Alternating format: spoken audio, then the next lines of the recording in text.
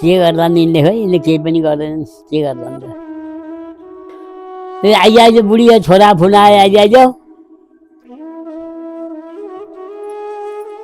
बाबु धेरै दिनपछि फोन गर्यौ नि त सन्चै छेउ ठिकै छ आमा अब विदेशको ठाउँ त्यस्तै त हो नि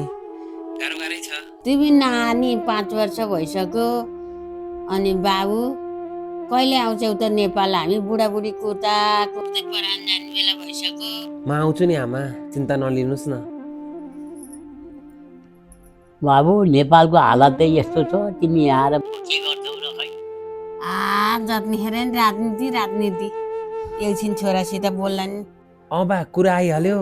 यसपालि पनि भोट पुरानालाई नै दिने हो कि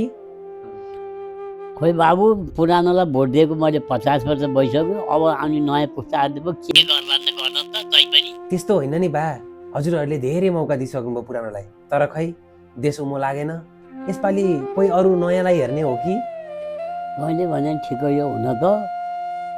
बा आमा आमा यसपालि भोट नबिगार्नु देश पनि बन्छ छोरो पनि फर्कन्छ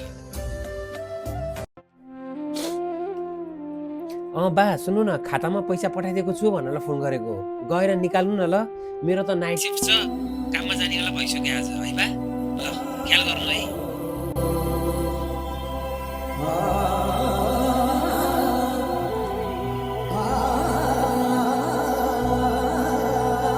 यसपालि भोट नबिगार्नु